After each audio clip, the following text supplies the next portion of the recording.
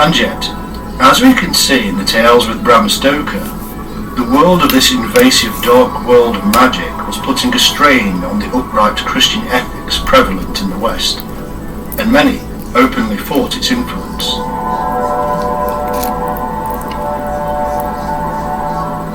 In the Black Mass from 1924, we find the following statement. Today, when our society is invaded by the eroticism of the Middle Ages sorcery, the words Black Mass have lost their primitive meaning. The mystic element weakening, sadism and sensualism alone remained, degenerating these last years into vulgar orgy, so-called revival of pagan ceremonies, accompanied by lewd scenes, excited by the rhythm of libidinous poetry and the intoxication of oriental perfumes. In short, we are told that the frenzies of the sexual rites associated with the rising of these so-called powerful occult forces was vulgar to the Christian West. In the Morning Post of January the 16th, 1931, there was an interview with a certain Harry Price, the founder and director of the National Laboratory for Psychical Research. It stated, Mr. Price spoke from close personal experience of the practices which he described, and among a number of other striking allegations, he asserted that black magic, sorcery and witchcraft are practiced in London of today on a scale and with a freedom undreamed of in the Middle Ages. Professors and leaders of the cults, for the most part foreigners, make use of the same formula and incantations as the medieval necromancers. The cults are increasing and attracting interest at such a pace that they will soon assume such dimensions as to become a genuine menace to the morals and sanity of the nation. I can safely say that there are more devotees of the black arts in London today than ever there were in the Middle Ages.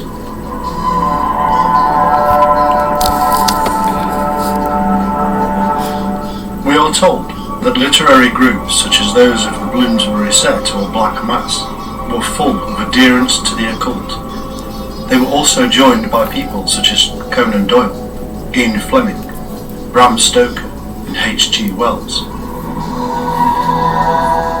Harry Price also informed the Morning Post that the universities of Oxford and Cambridge and much of scholarly London were infested with the black arts, creating a kind of mass hypnotism. Emerging from these groups we find such people as Aleister Crowley, creating his own occult groups and influencing a great many writers thereafter. There are several points of discussion in this little snapshot of history. Firstly, we see Harry Price pointing out that many of those influencing the minds of British citizens were in fact foreigners, and thus we have that spiritual invasion spoken of by Bram Stoker in Dracula. Then we have here the birth of subsequent revolutions, such as the 60s and 70s hippie drug revolutions. For instance, Crowley being found on the cover of the Beatles' Sgt. Pepper's album. We are shown that sexual license and drug-induced frenzies are supposedly leading these people on the downward path to the world of Satan. There is nothing new in any of this, for it has been repeating for millennia. Freemasonry itself, among many others, claims descent ultimately from Egypt, where drugs were heavily influential in the spiritual and magical life. Initiates were and still are in some cults subjected to horrifying trials of darkness, fire, water, long fasts leading to visions.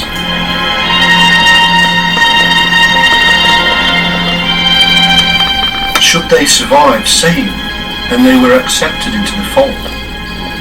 Hallucination was one of the prime methods in Egyptian theurgy, using opium, datura, henbane, hashish, cinnamon and laurel, creating vapours that brought on the frenzy of the prophet.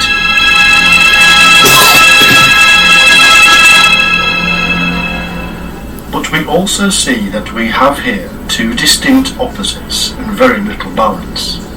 On the one side, we have thoughtful, intelligent people discovering freedom from a Victorian and religious yoke, like children showing off in front of their friends.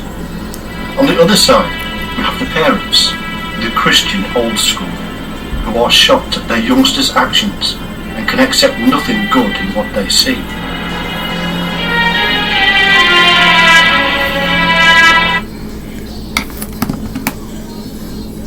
My family struggled with allergens.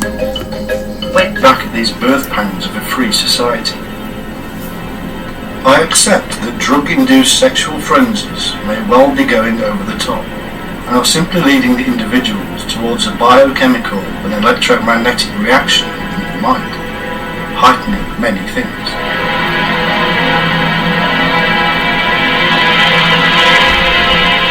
But it may indeed also be raising frequencies to levels that do allow a certain lucidity in the mind, creating a free flow of thought. On the other, to stand apart from this with dogmatic eyes and say that it's nonsense whilst believing that a 33-year-old Jew died on a cross and then got up again 2,000 years ago is also just as barking mad.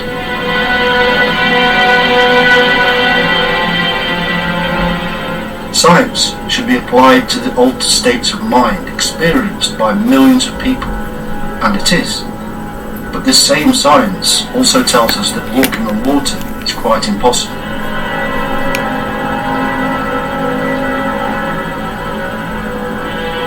It is time to possibly bring all these elements together, to think once again about God, altered states of our own mind, and nature itself. To do what our wise men have done in the past and consider possibilities in as balanced a way as we can.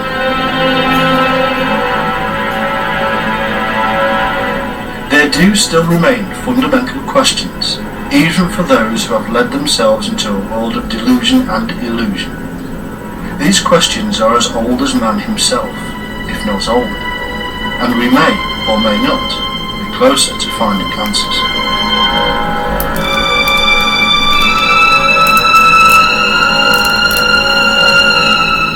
What is the meaning of existence? Is there a God, a grand architect? Is there a truth?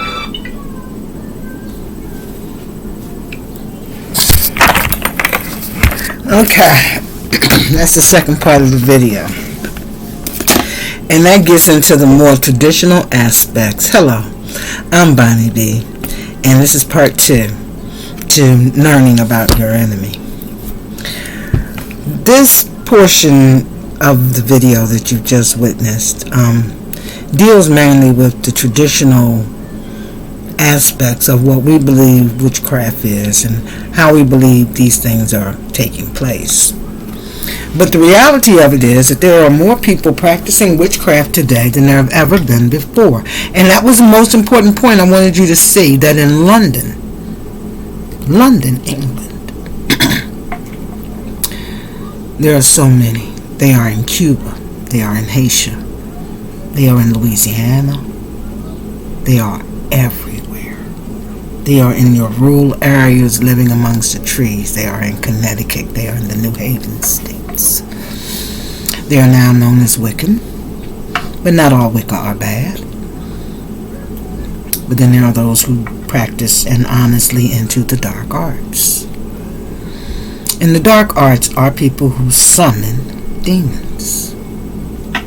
Now these people who summon these demons to send them to the divine have dark souls. Most of them are kitchen witches, but they have dark souls. They have manipulative energies. They have energies of the people when you think of Hansel and Gretel. The lady who looks like she's kind and harmless, but she's really a witch. Yeah, they're real. They want to control. They do not want to lose control of their present situations. And during the journey of the twins, Satan has sent so many witches out. They are harlots, Jezebel, succubus, incubus. They hold these spirits. They keep you confused mentally. They keep you trapped. They keep you in bondage. You find yourself giving to unrequited situations and you don't really understand why. You find yourself stuck and held bondage by religion, which is merely a state of mind. When you understand that in 1600s, religion was always given as a means of bondage by Japheth, the colonial, you will begin to understand why the witch wants you to continuously work. Because if you are working, then you miss the blessings of God, because you are not working to fulfill God's mission, but you are working to fulfill your adversary's mission.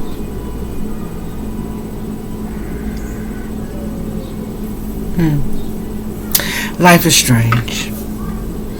We sometimes find ourselves doing things that we would not normally do. We don't always understand why.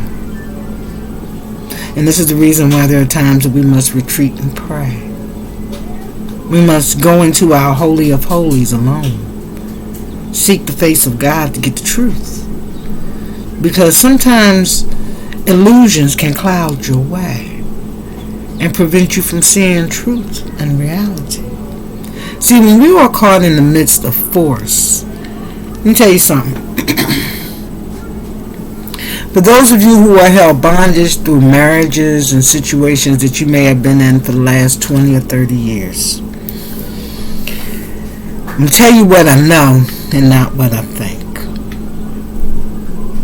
I know that God wants you to be your best you. I know God would not have you stuck in a situation that was not feeding you spiritually, because we all must grow. I know there are times when we put ourselves in situations and we say it's God, but it's us. I also know that there are times that God gives us red flags on the play. And since we're not paying attention to the red flag on the play, we keep playing the game without realizing that the game was over. That happens more often than not. When you can't be true to yourself because you are afraid of what others think of you, then you're not being authentic. And you hurt no one but yourself. You gotta have enough love for self to stand up for self, because if you don't stand up for you, no one else will. You gotta love you enough to stand up for you and not allow what others think of you. See, sometimes we allow the wounds of the child that lives within us, who has never healed. We're looking to pacify that child. So we can come off as arrogant, we can come off as nasty, we can come off as rude, crude, and unobtainable, when the reality of the situation is just the opposite. It's a scared child. Put yourself in the frame of mind of that child who was abused as a child, that little person that's in the house of the parent who was always screaming at them that they can never do nothing right. And they do this to this child his whole life. What do you think happens when that child becomes an adult? He has now been brainwashed into believing that he can't do anything right, because the mother, who was the child's first love, placed that false illusion in the child's mind. And therefore that child will gravitate towards people who treated them similar to the same way of their mother. Those people are not healed. Those people need to take time out for themselves and understand that the treatment they received as a child was not their fault. That they were good enough. That they were loved by God. And that the behavior of that person, that parent, that did that to them, they were wrong. Their job was to protect that child. Instead, they chose to hurt that child and place in that child insecurities and false beliefs. And the child has never been healed inside. And then we have adults who are all wounded children, who have never learned how to love the child that lives within them and nurture that child to say, hey, you didn't deserve that. Instead, we live with the hurt and think I don't deserve any better, when that's a lie. Those are the false illusions that the enemy is implanting in your psyche. That's the false illusion that he keeps feeding, that keeps you suppressed. Because he understands that once you cut the string of the brick that says not good enough, you cut that string and drop that brick and allow yourself to soar, you will find that you are good enough, that God has equipped you, that you need to love you and show you the love that you're trying to get others to show you, because you are truly worthy. You are worth being loved. So, hug you, nurture you, take time out, give you the love that you deserve. Because you're going to find that when you begin to give yourself the love that you so rightfully deserve, that you will no longer allow others to treat you any kind of way. You will no longer be the wounded child that lives within the man or the woman who's reaching out for love and reaching in all the wrong places and trying to help others but can't help themselves. So learn to help yourself. Reach out and love you.